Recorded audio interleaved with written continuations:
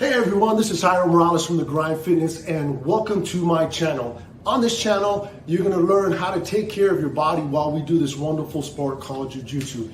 Everything from joint strength training classes to mobility classes, as well as yoga and many other professionals to teach you what is the best path for you and your JiuJitsu journey. If you haven't already, please do me a favor, hit the subscribe button, hit the bell. You know what to do. Share this with somebody if you think this might help the community to be able to take care of their body for their journey on jiu-jitsu. Oos guys, hope to see you on the mat.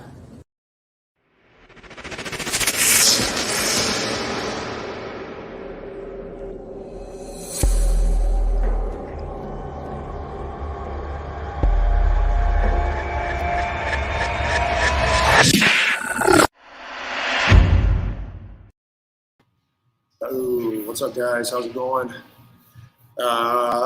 Welcome to another mobility movement class. So today we're going to work a little bit on inversions. I apologize for the internet, which is kind of troubleshooting this new location for me to teach these classes here. Obviously it's a wonderful backdrop. That's the primary reason why I wanted to teach it here. More than anything else, I'm going to try to see how I can kind of troubleshoot this internet thing. Until then, we're doing the best that we can. Hopefully the audio is good. Hopefully you're good. Hopefully you have no aches and pains, and that's what we're here to kind of work on. So I'm kind of a big dude. I weigh about like 208, between 205 and 210, depending on the week. Never had any type of flexibility at all before I started kind of getting into this whole FRC, functional range conditioning, mobility stuff that I kind of teach now. So one of the primary obstacles that I have is inversion. So basically, my spine doesn't trust me in order for me to be able to invert in order for all the weight of my legs to basically crush me. Even more so when someone is actually trying to pass my guard. So today I've been working on this already for a while. Your spine is a very sensitive kind of joint because it's multiple joints. So if you have very limited flexibility, this one, your fingers, your ankles, and your feet and your spine are going to be the most reluctant to kind of give you access or a larger range of motion or dexterity.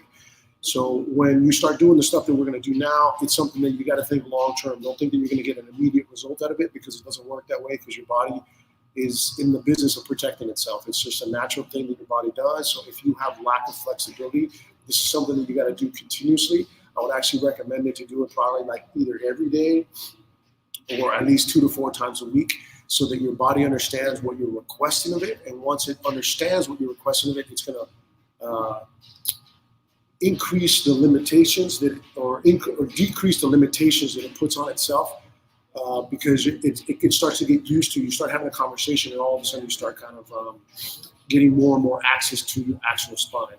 Okay, so first thing we're going to start with is cat cow. So if you've never done a cat cow before, I'm going to kind of run through what a cat cow is. It's like one of the primary yoga moves. So we're basically just going to wake up our spine first prior to actually doing the movement that we're going to do. Okay, so cat cow is basically you're maximizing flexion and extension for your spine.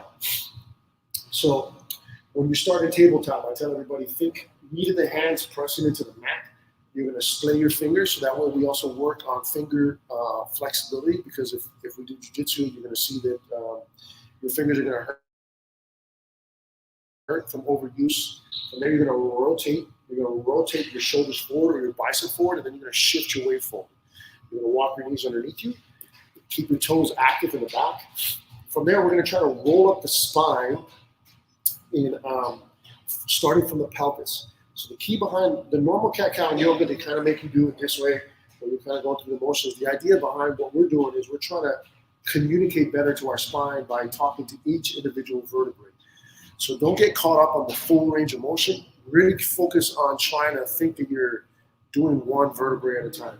So all a cat cow is basically, this is a cat, this is a cow, this is a cat, this is a cow, okay? So the first one we're going to do is we're actually going to start with what's called the Thoracic Cat Cow. So we're going to start on increasing the availability to your upper back, which is your thoracic spine, and limiting your lower back, which is your lumbar spine. So all we're going to do is untuck our toes, we're going to sit back onto our calves, and then we're going to kind of walk our hands back towards our knees. From there, we're going to start the same motion. So we're going to tuck the pelvis under, and we're going to kind of roll up our spine and we're trying to max out the upper back.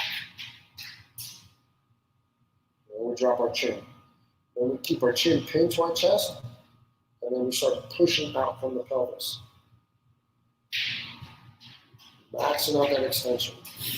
Slow and steady. Keep that chin pinned as long as you can until your head is almost obligated to come up. Then we bring our chin up, focusing on extending the chin towards the ceiling so that we stretch the muscles in the front part of the neck. From there, keep your chin pinned towards the ceiling, then start tucking the pelvis under. Roll up the spine. Literally think that it's like you're rolling up a rope, which is your spine. Really round out that upper back. Then bring the chin down. Pin the chin in the chest. And rotate. Start unwinding and start going into extension. Slow and steady here, guys. If you're doing this right, like I'm feeling it, you should feel almost like a cramp around your spine, right below your shoulder blades. Keep your chin to the ceiling, start tucking the pelvis under. Only doing 3 of these.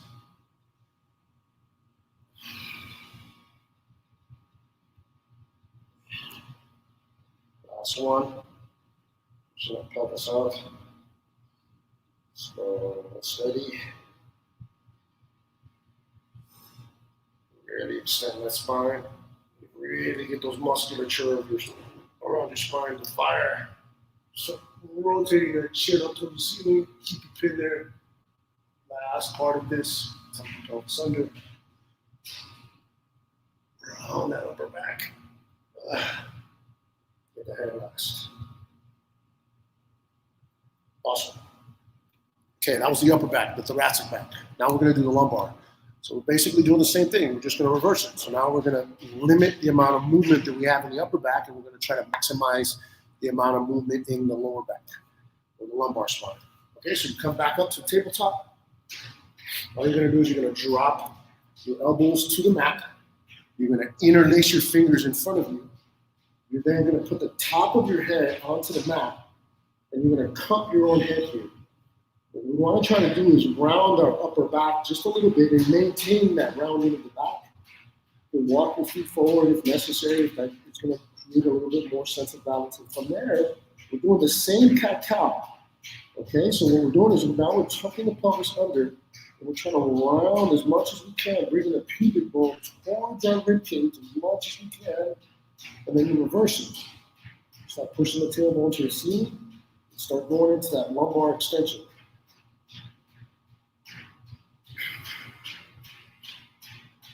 Really small movement here. It's only a few degrees that we're working on here.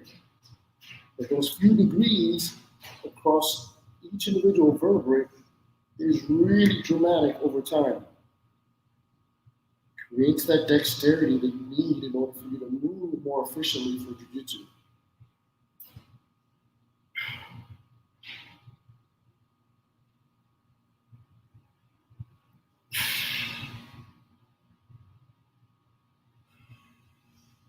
Nice and slow.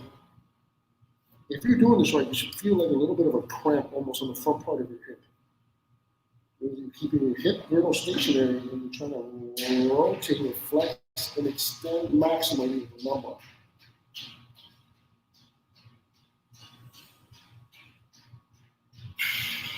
One more. 3.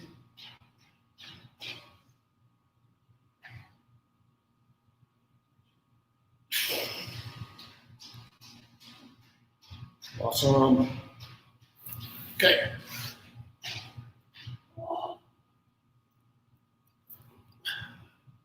I'm being told we're having technical difficulties. Still? I'm good on my side over here. All right. I'm seeing told good. Okay, beautiful. Come back up to tabletop.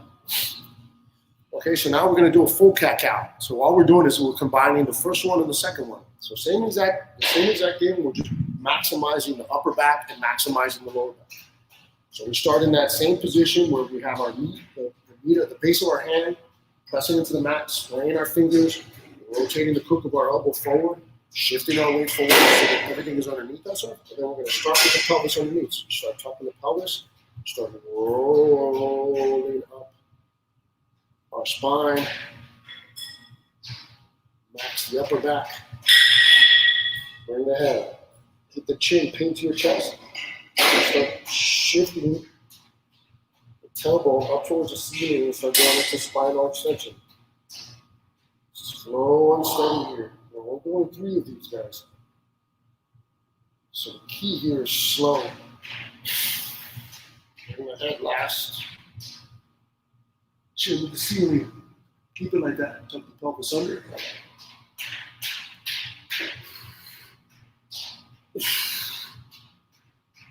Bring the head last. That's 1. Keep the chin pinned to your chest. Start pushing the tailbone out to the ceiling.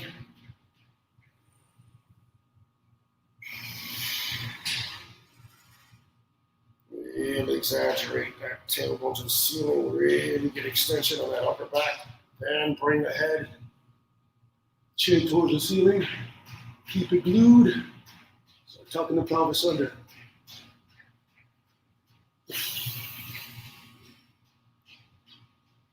There's 2. And here goes the last one. Start pushing that tailbone to the ceiling. Maximize that extension.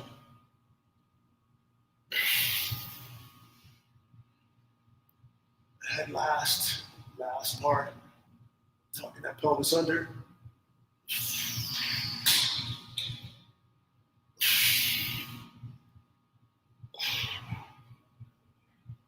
Awesome. Okay. If you were doing that right, it's almost like you're giving like a little mild massage to your spine, basically. So just kind of keep that in mind. The idea is that we're literally think each individual vertebrae kind of sits on itself, and we're trying to do this or have a little bit more, 1 or 2 fraction of degrees within each vertebrae. And that's where the communication, where you got to focus. Your mental effort is what's causing this to be fatiguing. It's not any exterior load. Okay, the next part is we need to start getting comfortable with being inverted. So what I do is I have a boxing timer, and what I do is we're gonna do 2 minutes inverted, and then we're gonna do hip thrusts. The reason being is that we're doing maximal flexion, or we're rounding the spine when we invert, and then what we're doing is when we go on the other side, we're focusing on flexing or working out those same muscles that we just finished stretching. So it's a combination. We're getting them stronger and we're doing passive stretching at the same time so that your spine understands, hey, listen, we're not going to hurt you. We're actually creating strength through actual flexibility. Okay? So we're going to do them together. So here we go. So invert. And just hang here.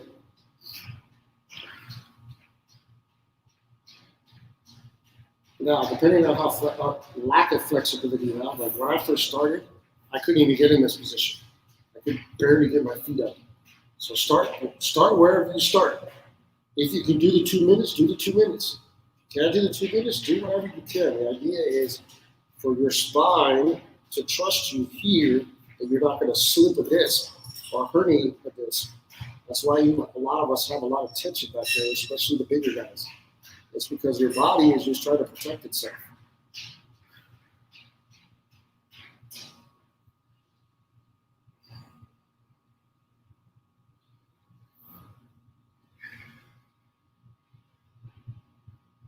This is a good spot for you to practice your breathing.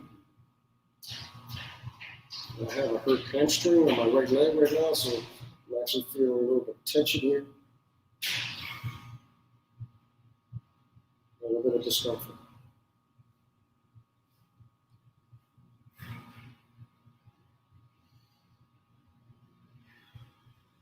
Now, for guard retention, the goal here is to try to keep our legs glued to our chest. So for the smaller guys, this is what the smaller guys are good at, is they're able to kind of keep their knees glued to their chest. So no matter how much you try to pass their guard, they're able to kind of do that diamond guard very well because they have less load and less weight on their legs in order for them to be able to retain blood. So their spine trusts them almost immediately because of lack of load. A few more seconds, guys.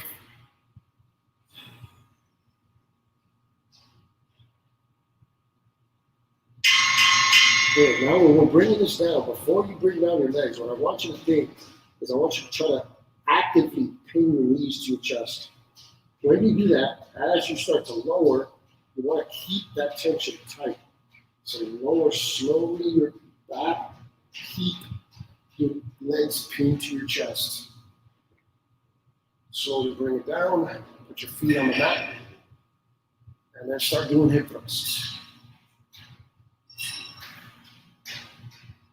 So, we're doing the same exact motion as the normal cat-cow that we just finished doing. The only difference is now we're laying on our back instead of being on our hands and knees. So you got to think. You bring the pelvis under, you kind of ungluing one vertebrae at a time, but we're contracting our glutes, our hamstrings, the muscles around our spine in order to press ourselves upwards. So be intentional here. This is a slow movement with zero load. Again, like I keep saying, this is all about learning to communicate to our body.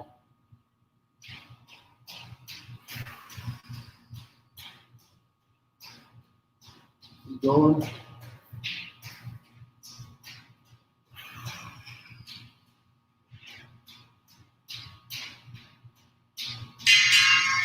Good. Let's do it again.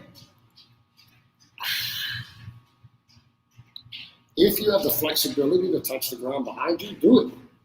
If you have the flexibility to straighten your legs, do it. There is no correct way to do this except for to maximize your ability. The goal here is just, again, to just be comfortable in this position so that your body isn't afraid of getting hurt. I like to mess with this a little bit. I turn my head towards a foot that I'm trying to touch. What this also does is it teaches you how to be upside down, to be honest with you. A lot of the problems when I first started is I don't know which way is left and which way is right when I'm upside down like this.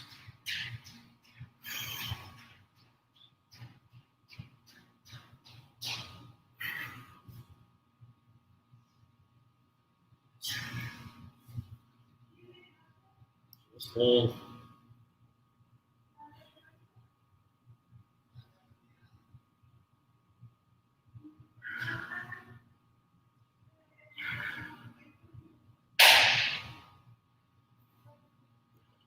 This hamstring, I pulled a hamstring last Sunday doing sprints, not even JiuJitsu, doing sprints.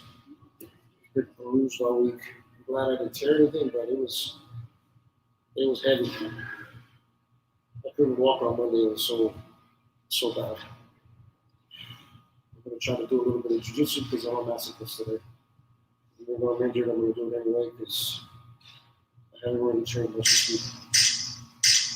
A few more seconds. Remember, when we bring our hips down or bring our spine down, the key is to try to keep our knees pinned to our chest as we do.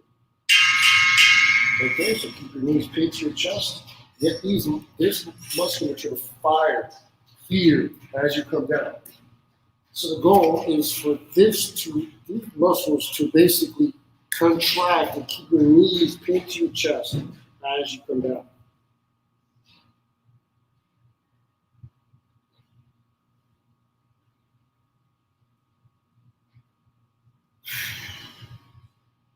Like so. And back to hip thrust.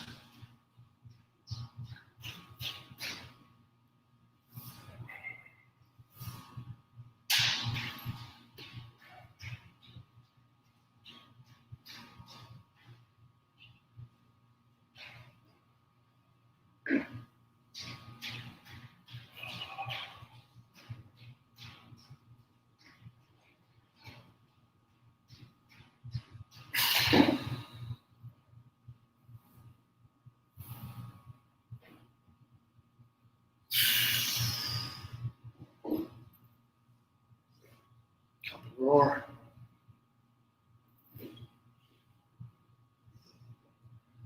This one.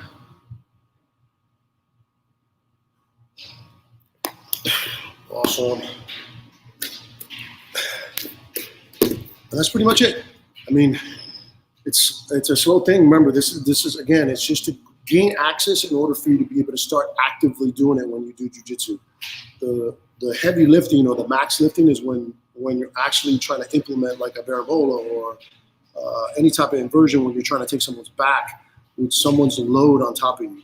So before you get to that point, you got to kind of be comfortable with your own load, with your own body. So the more dexterity or the more comfortable you are being in that inverted position, the easier it's going to be in order for you to implement it when you actually start training and someone's basically trying to pass your guard or someone's trying to strangle you or you're trying to take someone's back. That's what the premise behind this is. It should only take maybe 10 minutes, maybe 15.